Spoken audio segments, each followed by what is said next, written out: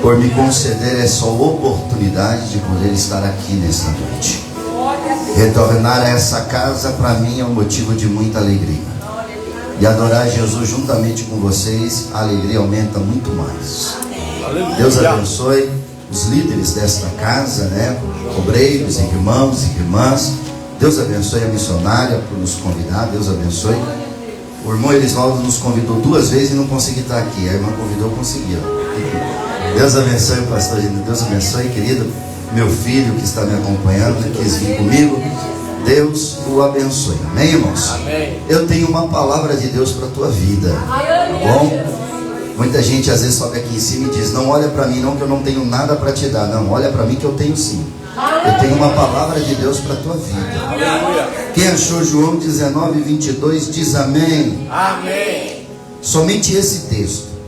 Respondeu Pilatos: o que eu escrevi, escrevi.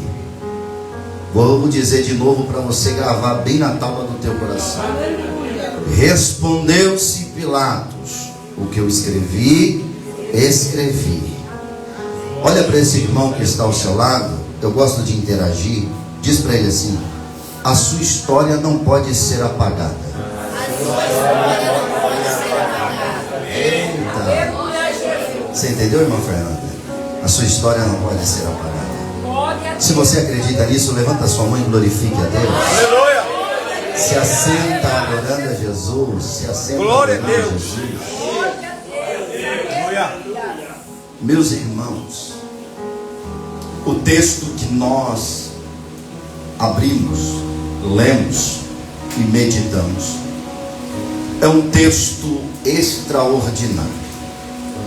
Se você pegar a epígrafa do texto, ela diz a crucificação. Fala do nosso mestre na cruz do Calvário. E quem nos faz a narrativa desse texto sagrado é esse João.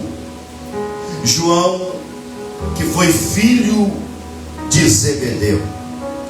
Alguns dizem, debate, eu abro um parente, não é bíblico, mas alguns enfatizam que João, além de ser filho de Zebedeu, é provavelmente filho de Maria Salomé. E a Bíblia diz que esse João, ele mesmo seguiu a profissão do seu pai, sendo um pescador.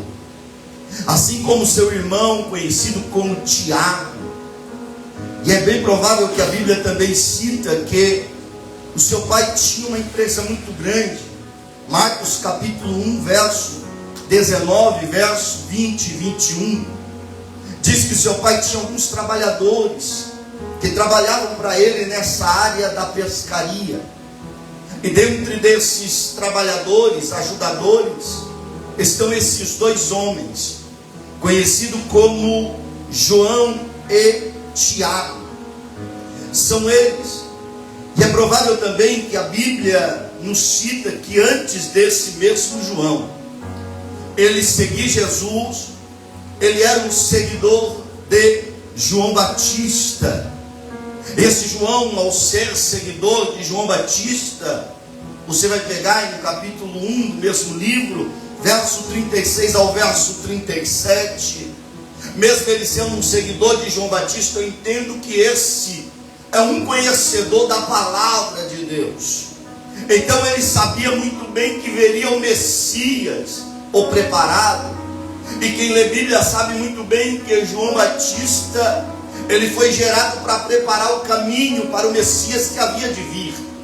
Foi o próprio anjo que disse ao sacerdote Zacarias, no capítulo 1 do livro de Lucas, verso de número 13, dizendo que Isabel daria luz ao menino e o seu nome seria João, e ele seria aquele que iria preparar o caminho para o Salvador. Então perceba-se que ele é conhecedor de quem viria, de quem era o Messias. Então ele começa a caminhar com Jesus, a quando ser convocado pelo próprio Mestre Jesus. O capítulo de número 3, o capítulo de número 4, perceba-se que vê a convocação dos discípulos. Ele chama Pedro, ele chama André, Logo em seguida ele chama João, e logo em seguida ele chama Tiago. É esse João que fez parte do seu apostolado, esse João que fez parte dos discípulos. Perceba-se que Jesus chama 70 discípulos. Desses 70 ele tira 12, conhecido como 12 apóstolos. Mas desses 12 apóstolos ele chama 3 que vai ter uma intimidade a mais com Jesus Cristo. Quem é? Pedro, Tiago e João. João vai passar algumas partes com Jesus, que coisas extraordinárias, que somente João vai detalhar e escrever dentro do seu livro. Perceba-se que Mateus, ele apresenta Jesus como rei. Lucas apresenta Jesus como filho do homem. Marcos, ele apresenta Jesus como servo sofredor. Agora João, ele apresenta um Jesus diferente, o Deus encarnado sobre a terra. É ele que escreve no capítulo de número 1: no princípio era o verbo estava com Deus, e o verbo era Deus. Já no verso de número 14 do capítulo 1 do mesmo livro, o livro de João, ele está dizendo: o verbo se fez carne e habitou em nosso meio, e nós vimos a tua glória, o teu poder, o teu sobrenatural. É esse João. Ele apresenta um Jesus diferente. Como? Ele traz as palavras de Jesus, dizendo Jesus, o próprio rei, dizendo eu sou. É no livro de João que você vai encontrar Jesus dizendo eu sou o pão da vida. É no livro de João que você vai encontrar Jesus dizendo eu sou a luz do mundo. É no livro de João que você vai encontrar Jesus dizendo eu sou a porta. É no livro de João que você vai encontrar Jesus dizendo eu sou o bom pastor. É no livro de João que você vai encontrar Jesus dizendo eu sou o caminho, a verdade e a vida. É no livro de João que você vai encontrar Jesus dizendo eu sou a ressurreição. Perceba-se uma coisa diferenciada, tanto dos evangelhos sinóticos como o evangelho de Mateus, Marcos e Lucas. João, a maioria dos milagres de Jesus narrado por João são inéditos. Perceba-se que se você dedilhar o capítulo 1 ao capítulo 21 do mesmo livro, o livro de João, ele narra 7 milagres do próprio Nazareno, mas 5 milagres de Jesus são inéditos, aonde você não encontrará no livro de Mateus, você não encontrará no livro de Lucas, muito menos encontrará no livro de Marcos. E qual são esses 5 milagres? O primeiro milagre é Jesus transformando a água em vinho, só encontra no livro de João. O segundo milagre é Jesus curando o filho de um oficial do rei, só encontra no livro de João. O terceiro milagre é Jesus curando o paralítico do tanque de Betesda, só encontramos também no livro de João. O quarto milagre, que é inédito, só João escreve, é a cura do cego de nascença, só encontramos no livro de João. E o quinto milagre é inédito e só encontra no livro de João, é a ressurreição de Lázaro, Jesus o chamando para fora do capítulo de número 11 do livro de João. Perceba-se que também é o único apóstolo, é o próprio João, que vai fazer a narrativa da intimidade com Jesus. Qual? Capítulo de número 17, é a oração sacerdotal de Jesus. É ele mesmo que narra, é ele mesmo que presencia, é ele mesmo que é testemunha ocular. Vê Jesus orando por ele mesmo, vê Jesus orando pelos seus discípulos, e vê Jesus orando pela nação. É uma oração sacerdotal. A intimidade com o Pai, a intimidade é sensacional, e é somente João que faz essa narrativa. O texto que nós acabamos de nos expressar, no capítulo de número 19, fala sobre a crucificação, o que o Mestre Jesus passou lá na cruz do Calvário. Entenda, é uma promessa que está vindo para nos dar a libertação, para nos trazer vida. Se nós dedilharmos as páginas celestiais, da Bíblia Sagrada, do Antigo Testamento, encontramos inúmeras profecias acerca do Messias, acerca de Jesus, que havia de vir. A maior profecia está no livro do profeta Isaías, conhecido como profeta messiânico. Quando Isaías escreve no capítulo 7, verso 14, ele está dizendo: por isso o Senhor vos dará um sinal, uma virgem ficará grávida e dará luz ao menino, e o seu nome será Emanuel. Capítulo de número 9 do mesmo livro, o livro de Isaías, verso de número 6, é Isaías que está escrevendo para nós: porque o menino vos nasceu e nos deu, e o governo estava sobre os seus ombros, e o seu nome será chamado Maravilhoso, Conselheiro, Deus Forte, Pai da Eternidade e Príncipe da Paz. Nós estamos narrando uma palavra profética que Jesus veio cumprir. A palavra veio, aleluia, nos dar vida, veio perdoar os nossos pecados, veio sarar a nossa ferida. Foi o próprio profeta Isaías, no capítulo 53, foi ele que expressou: ele levou sobre si a nossa enfermidade, o castigo que era para mim, o castigo que era para você, estava sobre ele, estava sobre os seus ombros. Perceba-se que quando Jesus aparece no capítulo de número 3 do livro de Mateus, quem está pregando à margem do Rio Jordão é um homem conhecido como João Batista. E a palavra de João Batista não é uma palavra bonita, é uma palavra pesada, que se nós pregarmos no tempo de hoje, muitos já não voltam mais para a igreja, muitos vão sair fora porque não gostou da palavra. E qual era a pregação de João Batista? Raça de víbora, quem vos ensinou a fugir da ira divina? E a Bíblia diz que esta palavra, mesmo sendo dura, trazia libertação para o povo. Mesmo sendo dura, ele batizava pessoas. Eu não quero saber se a palavra é dura, eu quero saber que ele vai falar comigo. Eu não quero saber se a palavra vai doer nos meus ombros. O que eu quero saber é de ouvir a voz de Jesus. Por quê? Porque o Pai, ele corrige quem ele ama. Se ele está falando bravo, é porque ele está dizendo: eu ainda te amo. Glória a Deus. Vamos lá. Aleluia. Jesus vem, começa o seu ministério no capítulo 4, quando é levado ao deserto, tentado por Satanás, depois que teve fome. Perceba-se que ele é preparado, cheio de unção. Porque quando ele tem fome, qual é a palavra de Satanás? Você tem poder. Manda essas pedras transformar em pão, se você quiser. E ele, na sabedoria, diz: nem só de pão viverá o homem, mas de toda a palavra que sai da boca de Deus. Ele pega Jesus, leva em cima de um pináculo e diz: se joga aqui, para você entender que Satanás não é besta, ele conhece a Bíblia. E ele vai dizer o que o salmista escreveu: se você quiser, você dá ordem aos teus anjos e ele vem ao teu respeito. Aí Jesus, mais uma vez, na sabedoria, está dizendo: não atentarás o Senhor teu Deus, mas somente ele adorarás. Ele pega Jesus, mostra uma terra grande e diz assim: se você me adorar, tudo isso aqui eu te dou. Eu abro um parente, que se Jesus quisesse dizer isso, Jesus dizia para ele: Satanás, eu não preciso da glória na terra, porque quem tem glória no céu não precisa da glória terrena. Eu vou dizer de novo porque eu gostei. Quem tem glória no céu não precisa da glória terrena.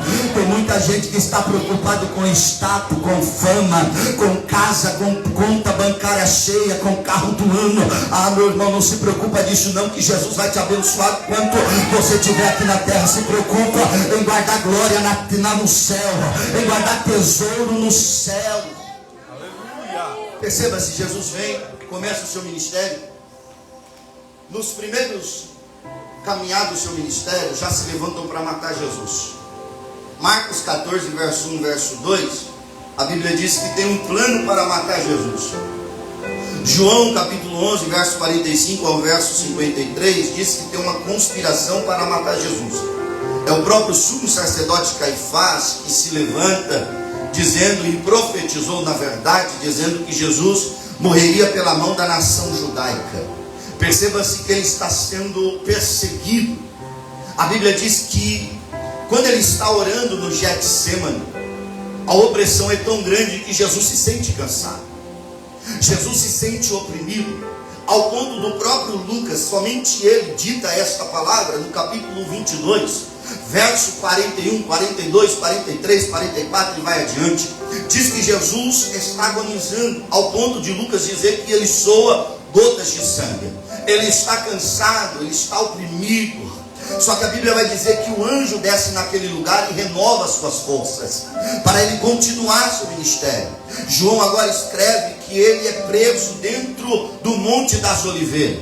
Sendo preso, você vai perceber que ele vai passar por alguns julgamentos, seja ele na casa de Caifás, no Sinédrio, na mão de Pilatos e depois na mão do povo. Eles condenam Jesus à morte, e todos nós sabemos a sua história, o quanto foi sofrido, o que Jesus passou. O sofrimento que Jesus passou no açoite foi grande, aonde pegava aquele chicote que tinha ponta de ferro, outros dizem que tinha ponta de osso, outros dizem que tinha ponta, aleluia, de aço. Quando cravava na carne de Jesus, o rasgava. O historiador Flávio José chega a mencionar que cortaram o corpo de Jesus com corte de mais de 360 cortes no seu corpo, ao ponto deles pegar Jesus e zombar de Jesus. Como? Eles fazem uma coroa de espinho. Mateus 27, você vai ler isso. Eles fazem uma coroa de espinho. O espinho que eles pegam é um espinho de ano, um espinho que tem 12 centímetros. Isso não era para ele ser cruel, para castigo. Isso era para zombar de Jesus. Quando eles colocam na cabeça de Jesus, a Bíblia diz que vão rasgando a sua pele, o sangue vai descendo sobre os seus olhos. Logo, eles não estão satisfeitos com a zombaria. Mateus 27 diz que eles pegam uma cana simbolizando o cedro e bate na cabeça de Jesus. Outros, eles pegam uma capa de escarlate, colocam sobre Jesus, simbolizando o manto de Jesus. Ali eles estão zombando, eles estão, aleluia, tirando o sarro da cara de Jesus. Logo, Jesus é levado para ser crucificado. O que mais ele vai sofrer? Ele vai sofrer carregando o patíbulo da cruz. Alguns dizem que ele carregou a cruz. Ele não carregou a cruz inteira, porque ele não tinha mais força. Perceba-se o sofrimento que ele já estava, mas ele carregou o patíbulo, é a parte horizontal da cruz. Ele carregou aquele patíbulo, tinha quase 20 a 30 quilos, e perceba-se que no meio do caminho pessoas zombavam dele. Perceba-se que no meio do caminho pessoa tirava sarro dele. Você não diz que era filho do Deus vivo? Salva-se a ti mesmo. Você não diz que tinha poder? Se liberta agora mesmo. E dentro daquela zombaria ele levava mais chicote. Perceba-se que a Bíblia vai dizer que ele cai, fica cansado, ao ponto deles pegar um homem por nome de Sirineu, lá ele poder ajudar Jesus a chegar até o Gólgota. É por isso que Isaías escreve que pelas suas pisaduras nós fomos sarados. Por quê? Porque o caminho que levou Jesus até o Gólgota era um caminho que levava nem 5 minutos para chegar até o ponto da crucificação. Mas como Jesus estava em um estado de vício, um estado de calamidade, ele levou de 10 a 15, quase 20 minutos para poder chegar no ponto. Mas onde ele passava, ele deixava marca de sangue. Onde ele passava, ele deixava rastro de sangue pelas vias dolorosas de Jerusalém. É por isso que Isaías está dizendo: pelas suas pisaduras nós fomos sarados. Eu quero abrir um parênteses para você entender. Quanto mais ele pisava, mais pessoas eram libertas. Quanto mais ele pisava, mais pessoas eram transformadas. Quanto você não entendeu, mas eu vou dizer de novo. Quanto mais ele pisava com os pés manchados de sangue, ele estava libertando a minha vida. Quanto mais ele pisava com os pés manchados de sangue, ele estava libertando a sua vida. É por isso que eu e você chegamos aqui. Eu vou dizer de novo, é por isso que eu e você chegamos aqui. E se nós chegamos aqui foi por causa das suas pisaduras. E se você acredita nisso, eu levantava a minha mão e glorificava Deus. Tem isso aqui. Ele chega a um monte chamado Caveira, ao Gólgota, e ele é pregado. Todos nós conhecemos a história. Ele é pregado. Perceba-se que a cruz não era para ele. ao ponto deles deslocar os braços de Jesus para chegar no ponto da pregação, onde pregavam. A Bíblia diz que nem um osso seu foi quebrado, mas foi deslocado. Pregaram os seus pés. O sofrimento de Jesus foi tão constante. Se você pegar um livro com o tema A Crucificação de Jesus, narrado por um cirurgião, você vai perceber que o sacrifício que ele fez foi muito grande e muito maior. Agora eles crucificam Jesus, e em cima de Jesus está uma placa, e é o texto que vai nos enfatizar. Estava escrito: Jesus Nazareno, Rei dos Judeus. Estava escrito em grego, latim e hebraico. Alguns dos sumos sacerdotes olham aquela placa, por quê? Porque o centro que colocaram a cruz, todos que entravam ao portão de Jerusalém viam claramente o que estava escrito naquela placa: Jesus, Rei dos Judeus. Alguns vão se incomodar pela escrita, alguns sacerdotes, alguns escribas. Aí eles vão interrogar Pilatos para dizer para Pilatos dessa forma: não escreve aquele jeito, não, aquele jeito está errado, aquele jeito não está certo, tira aquela placa de lá e escreve assim: Jesus diz, eu sou Rei dos Judeus. E se nós folhearmos tanto Mateus, Marcos, Lucas e João, não vamos encontrar Jesus dizendo eu sou rei. Não vamos encontrar. O que iremos encontrar é Jesus dizendo: o meu reino não é daqui. É o próprio Pilatos que diz: tu é rei. E ele olha para Pilatos e diz: é você que diz que eu sou. Ele não afirma. Mas quando Pilatos escreve a escrita, grava na cruz, aquela escrita Rei dos Judeus, ele estava dando uma já profecia. Ele é rei, querendo ou não, ele é. Aceitando ou não, ele é. Aí eles dizem assim: tira de lá e apaga aquela escrita, porque era bem provável que toda a escrita era cravada. Só que Pilatos, ele pega o texto que nós lemos e diz assim: ó, não posso tirar, muito menos eu posso apagar, porque o que está escrito e não se pode revogar. Aleluia! Não sei se você pegou, mas eu vou abrir um parênteses para você entender. Aleluia! O que Deus escreveu na tua história está escrito, Satanás nenhum pode apagar. Porque muitas das vezes Satanás, ele olha e diz: apaga essa promessa, apaga esse projeto, apaga esse sonho. E o Cristo vivo que nós servimos e o adoramos, olha para Satanás e diz assim: Satanás, o que eu escrevi na vida dele, o que eu escrevi na vida dela, eu vou muito mais além para você entender. O que eu escrevi para a casa dele, o que eu escrevi para a família dele, eu não posso apagar. A história já está escalada. A tua história já está escrita há muito tempo. Salmo de número 139, verso 16: os teus olhos viram o seu embrião, todos os dias determinados para mim foram escritos nos livros, antes que eu existisse. Ele disse para Jeremias no capítulo 1, verso 5: antes que fosse formado no ventre da tua mãe, eu já te conheci. Se você pegar esse texto no hebraico original, é Deus dizendo para Jeremias: antes que eu te formasse, antes que eu te criasse, antes que eu fizesse você, eu já tinha uma história escrita para você. Eu já tinha uma história escrita para tua casa. Eu não sei se você pegou, mas Deus está dizendo para alguém aqui nesta noite: a tua história já está escrita. E não é uma história salabacanto hevácia, não é uma história de tristeza, não é uma história de falência, não é uma história de perdição, não. A história que eu escrevi vai ser história de milagre, vai ser história de alegria, vai ser história de providência. Não sei se você pegou, mas eu estou sentindo Deus aqui. Será que você pode levantar essa mão? A história está escrita. Satanás está dizendo: apaga. Deus está dizendo: já está escrito, já está escrito, já está escrito.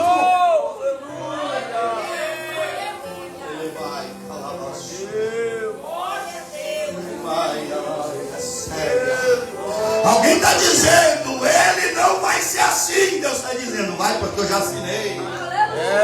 Alguém está dizendo, ela não vai conquistar. E Deus está dizendo, vai porque eu já assinei. Alguém está dizendo, a vitória não vai chegar. E Deus está dizendo, vai porque eu já assinei. Alguém está dizendo, a cura não vai acontecer. E Deus está dizendo, vai porque eu já assinei.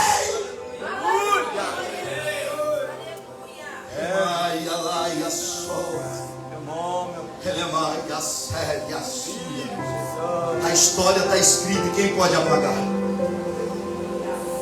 A história está escrita. Lembra de Satanás? Satanás tentou apagar a história de quem? De Jó. Jó era adorador de coração, tinha tudo. Deus já sabia. E Satanás olha para Deus e diz, ele te adora porque tem tudo. E Deus olha para Satanás, tira tudo e tu verás se ele não vai me adorar. Porque Deus já estava dizendo para Satanás, a história dele já está escrita, Satanás. Tu pode até tentar reverter a linha, mas tu não vais conseguir porque já escrevi em linha reta. Aí ele tira tudo de Jó. A mulher de Jó em desespero olha para ele e diz, tu ainda vai adorar esse Deus mesmo que ele te permitiu você perder tudo? Aí ele olha para a mulher e diz, eu espero o bem de Deus e não esperaria o mal. Louco és tu. Nu saí e nu eu voltarei. Bendito seja o nome do meu Deus. Aí Satanás vai na presença de Deus e diz, ele está te adorando porque tem saúde. Só que Satanás não entendia que a história de Jó já estava escrita e tinha um ponto final na história dele. Oh, glória a Deus. Aí Deus diz para Satanás, vai lá e toca na saúde. Satanás dá uma lepra, aleluia, para Jó, que ninguém consegue ficar perto dele porque ele chega a ficar no estado de podridão. Os bichos comiam a sua carne, os ossos grudavam na sua pele. A Bíblia diz que Jó perdeu tudo. Ele ficava no monturo, e monturo significava lixo. A única companheira de Jó era um caco de telha. Mas eu acho bonito, eu acho lindo. É no livro de Jó quando ele olha assim, ainda há esperança para a árvore cortada, mesmo que a sua raiz esteja seca. Ele está dizendo, o meu Redentor vai se levantar. O meu Redentor vai se levantar. Eu não sei, eu vou dizer algo profético aqui. Eu não sei o que você está passando, eu não sei o teu momento, eu não sei o que você está enfrentando, mas Deus está dizendo assim, mesmo na tempestade continua me adorando porque a tua história já está escrita, o milagre já está chegando. Eu já estou profetizando para alguém aqui nesta noite, eu estou profetizando, a tua casa vai vivenciar milagre porque já está escrito, a tua casa vai vivenciar milagre porque já está escrito. Será que você veio para adorar? Será que você veio para adorar? Eu vou dar alguns segundos para você dizer, Deus, obrigado pelo meu milagre. Eu já estou profetizando que o milagre está chegando, que porta está se abrindo, que providência está chegando. A história não vai ser apagada, a história não vai ser apagada.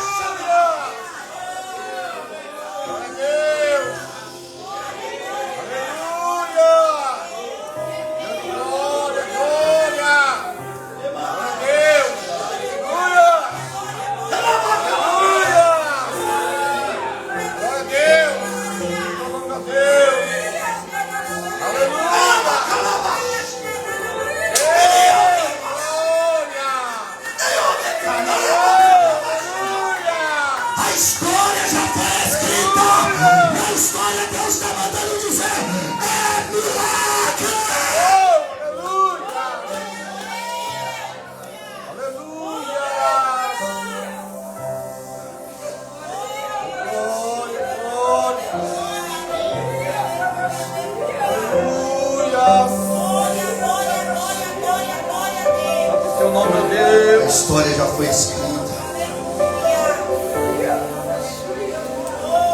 Aleluia. Você lembra? Antes de você aceitar Jesus, eu me lembro.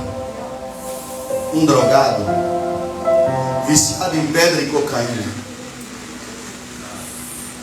Se olhasse para mim, já contei aqui antigamente, eu andando na rua parecia um cadáver. Vivia embaixo de ponte porque a mamãe não queria mais eu dentro de casa. A única notícia que mamãe esperava receber de mim é: teu filho está morto. Ninguém queria estender a mão para mim. Alguns citavam a palavra: esse não chega aos 18, esse não chega aos 20, vai morrer amanhã. Cheguei a procurar ajuda dentro de igreja. O pastor olhou para mim: se você quiser morrer, vai morrer lá fora. Poderia ser um cara mais revoltado com a igreja, nem pisar numa igreja, porque a igreja, de vez de abraçar, me expulsou, de vez de me ajudar, me negou ajuda. Eu chorava embaixo daquela ponte. Eu dizia: Deus, essa é minha história, aqui é meu ponto final. Eu lembro que eu fiz aquela oração, estava chapado de droga, com os pedras cheios do meu lado, a latinha cheia de coisa, eu ficava doidão. Mas eu lembro, Elisvaldo, da oração: se tu tem uma história nova para mim, tu vai escrever. Tu vai me tirar dessa situação, vai me dar uma casa, vai me dar uma família e devolver a minha honra. Eu era conhecido em Marizias como rato de biqueira, roubava as drogas da biqueira. Quantas vezes me pegaram, me batiam, aprontaram a arma, chegaram a atirar uma par de vezes, a arma falhou, nem um tiro saiu e Deus estava cuidando de mim.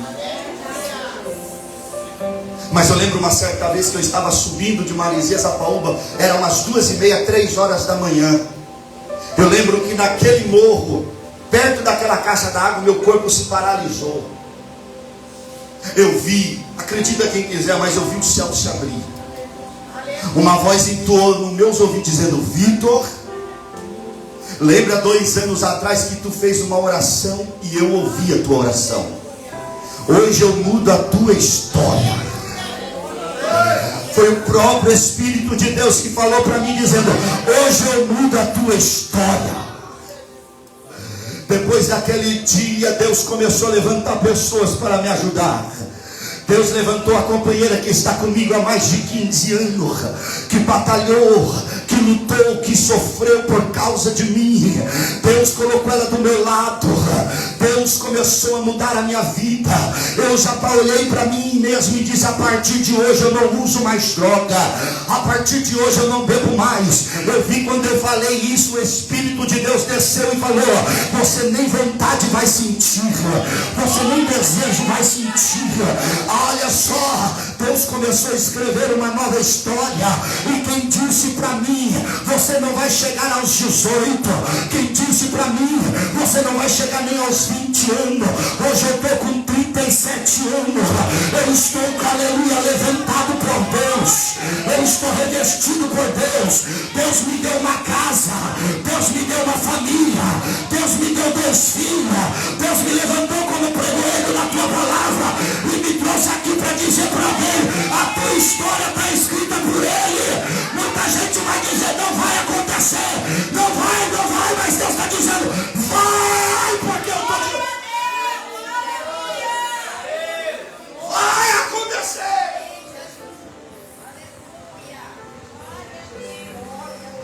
É certo que no meio da história vamos ter percas, vamos chorar, mas aquele que começou a boa obra é fiel para terminar. Eu vou dizer de novo: aquele que começou a boa obra é fiel para terminar. É fiel para terminar. Sabe por quê? Porque a minha história não acaba em mim, ela continua no meu filho. A história não acaba no meu filho, vai continuar no filho dele. A tua história não vai acabar em você, vai continuar na tua casa. A tua história não acaba na tua filha, nem no teu filho, vai continuar na tua descendência. A tua história vai continuar. Aleluia. Eu estou sentindo Deus aqui. Aleluia. Posso ficar de pé com a igreja? Posso? Fique de pé comigo, com a gentileza. Aleluia. Glória a Deus, aleluia. Lemai calavaço. Aleluia, Jesus. Deus nos deu a história de Jacó. Como Jacó era conhecido, suplantador, mentiroso, falso. E Deus mudou a história dele, colocando como Israel, pai. Deus mudou a história de Abrão. Quem era Abrão? Fazedor de deuses. E Deus disse: sai da tua terra e da tua parentela, porque eu tenho uma nação para você. Deus escreveu uma história para Abraão. Deus mudou a história de Moisés, um egípcio, vivido no Egito, 40 anos, costumes egípcios. Mas no capítulo 3 de Êxodo, Deus está dizendo: eu tenho uma nova história para você. Vou usar você para ser um dos maiores libertadores da Bíblia Sagrada. Deus escreveu uma história para José. Em meio ao sofrimento, como eu disse, que na nossa história vamos ter percas, mas Deus já escreveu um ponto de milagre, de vitória. Quem viu José há 17 anos sendo escravo e aprisionado, agora está vendo José sentado no trono, conhecido como Zafenate Paneira. Oh, glória a Deus. Quem lembra de Paulo, perseguidor, conhecido como Saulo, nome judeu. Saulo era um dos maiores perseguidores. Quem disse, olha para Saulo e diz: esse aí não tem jeito. Mas no capítulo 9 de Atos dos Apóstolos, quem vai ao encontro de Saulo para mudar a história dele é o próprio Jesus. Eu tenho uma nova história para você. Agora ele é conhecido como Paulo, um dos maiores pregoeiros da Bíblia Sagrada. Quem lembra de Mateus capítulo 8, conhecido como leproso, a história dele já tinha um ponto final, porque a lepra não tinha cura, mas ele um dia encontrou com Jesus e disse: se tu quiser, o Senhor pode me purificar. E Deus olha para ele e diz: eu não só quero, eu vou fazer uma nova história na tua vida. Quem lembra de João capítulo 8, uma mulher conhecida como uma mulher adúltera? Alguém chama ela, leva para a praça e começa a dizer: ela é pecadora, tem que ser apedrejada, a história dela vai acabar aqui. Alguém pergunta para Jesus: o que tu acha? Aquele que não tiver pecado atira a primeira pedra. Todos vão embora e ele olha para ela e diz: mulher, aonde estão os teus acusadores? Não tem ninguém, então eu também não vou te acusar. A partir de hoje eu escrevo uma nova história para você. Deus está dizendo: tem uma nova história escrita para a tua vida. Deus está dizendo: tem uma nova escrita para a tua história. Será que você pode pegar na mão desse crente do teu lado? Será que você pode pegar na mão dessa pessoa que está ao teu lado?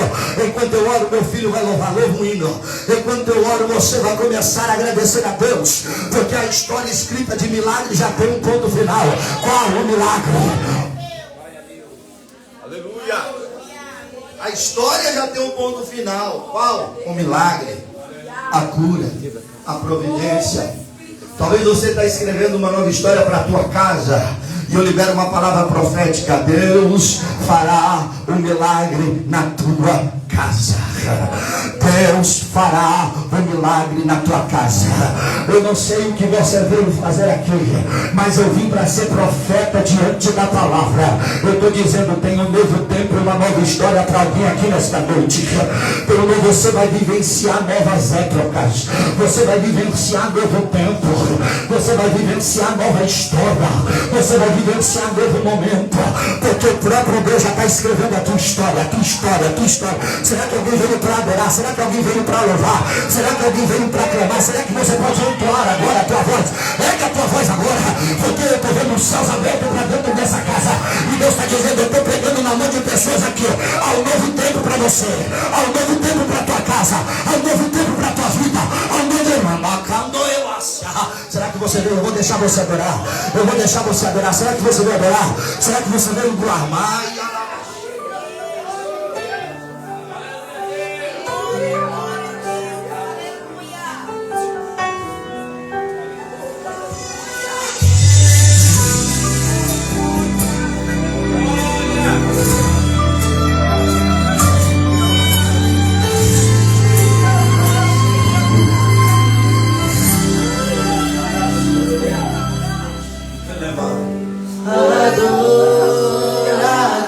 O que eu escrevi, não pode apagar. O que eu sou adorado, assim Deus me formou, e quem poderá calar a voz de um coração?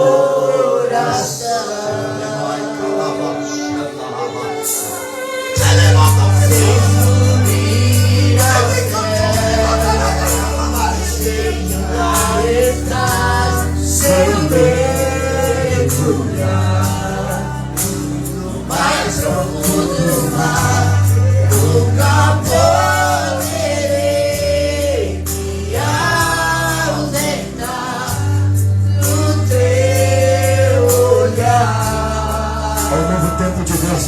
é o novo tempo de Deus. Tu és o Deus que me solta.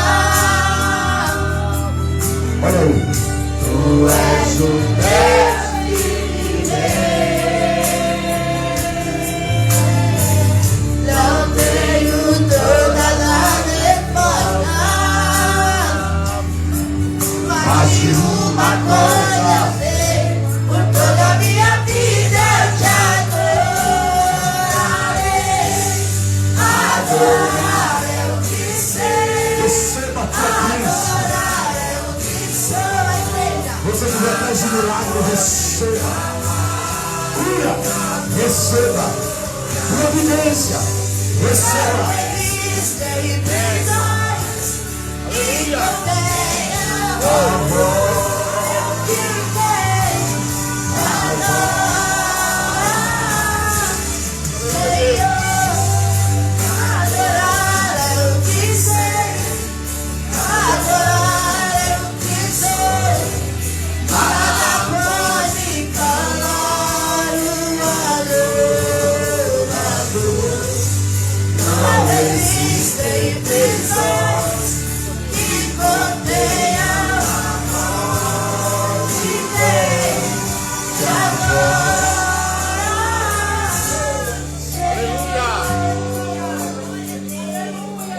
Se você tem voz, adore. Se eu vencer, adoro. Se eu perder, adoro. Se eu subir, adoro. Se eu descer, te adorar é o meu prazer. A igreja, minha força. Aleluia. Adora Ele. Nada pode calar o adorador. Adorar é o que sei. Adorar é o que sou. Nada pode calar o adorador. Não existe prisões.